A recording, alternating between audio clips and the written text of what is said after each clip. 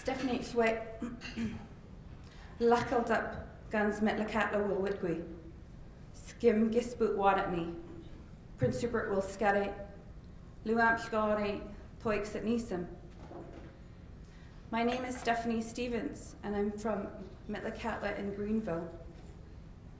I'm part of the Killerwell clan, and I was born in Prince Rupert. Luamp Scare, it is truly a good day, and thank you for letting me share today. I come from two very big extended families.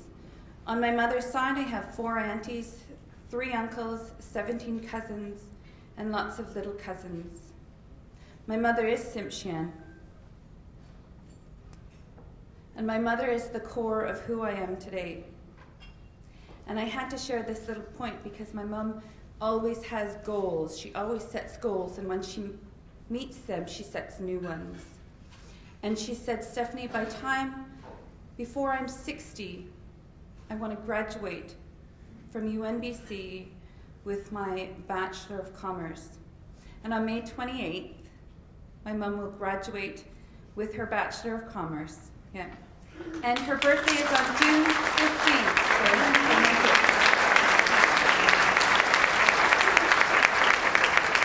So when people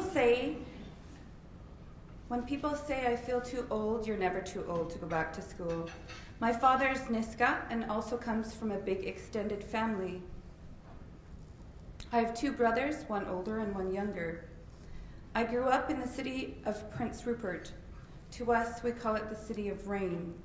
It rains twice a year in Prince Rupert. The first time lasts for 3 months, and the second time for 8.5 months.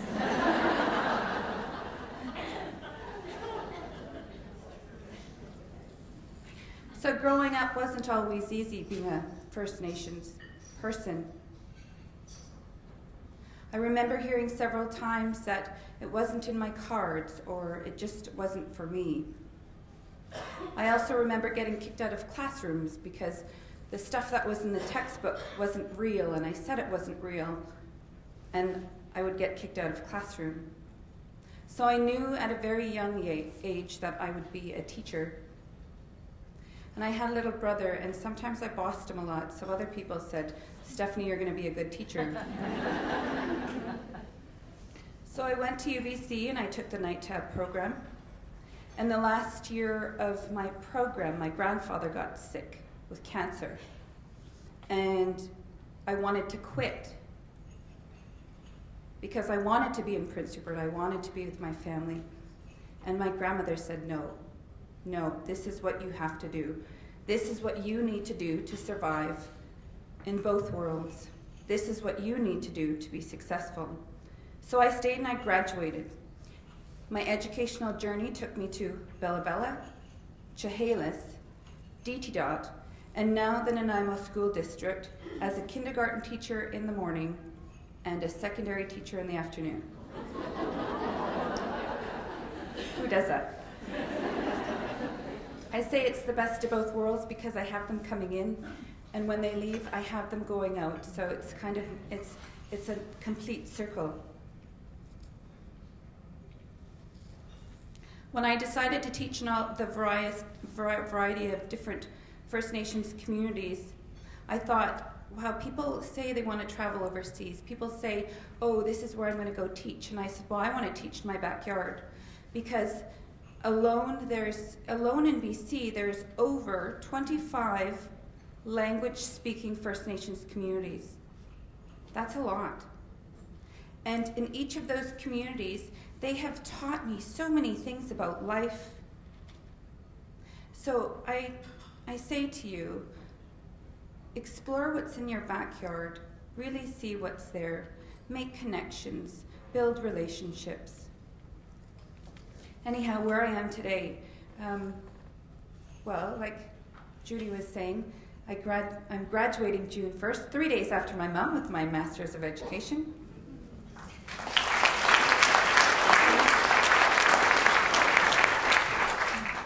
Along with several other people here who took that journey with me. So very exciting to all be together, to network, to share, and just be together. And to celebrate the moment really is quite exciting.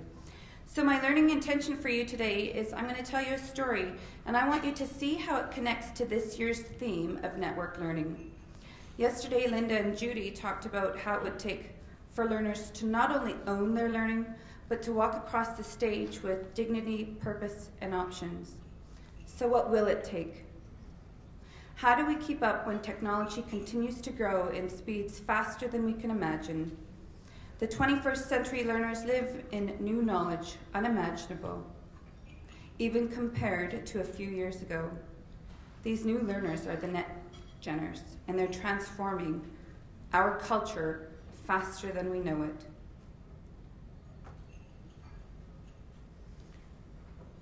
So back to I'm going to jump, but I'll point.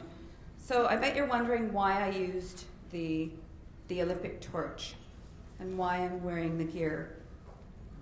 Well, every person knows that if you want people to be engaged, you need to have a hook. And as I walked in, I saw people's eyes were glued, and you could see people thinking. You could see emotions starting to come out. And as you saw me walk across the room and I wove through tables, you could see everyone smile.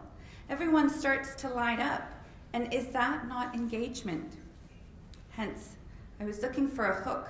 And in my last course, Judy and Linda said, oh my God, you have to do that for the NPBS. And I kind of felt silly doing it today, but I thought, when I first was doing it, I thought, well, it'd be kind of funny to come in. But when the classmates said, wow, that really hit home to us, because whether it was a friend, a family member, a brother, sister that was at the Olympics, whether they were from your community, whether they were from an area that was close to you, you still felt so proud of them as they participated in the 17 days of the Olympics. Now here are a few stats about the Olympics. Did you know that there was, by day 15 of the Olympics, there was 33.1 million Canadians that watched coverage. There was 275 million visitors that visited the Vancouver.com 2010.com site. There were 33.1 million of the red mittens sold. Imagine that. 33 million. There was 1.1 million Facebook fans. And there were over 1.25 million downloads. So here we are, 21st century technology. Needless to say, Canada did very well. We had 14 gold. 14 gold.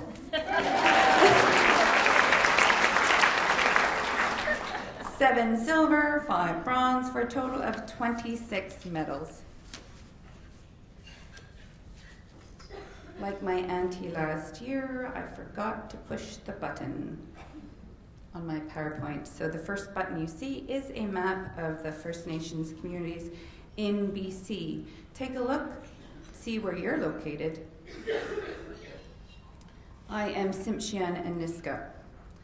Now I also recall, before I continue my talk, last year, Debbie did say, there's my niece. And she was very proud of me. And I sat there and I thought, oh, I'm so embarrassed. And so I thought, well, okay. Debbie, please stand up.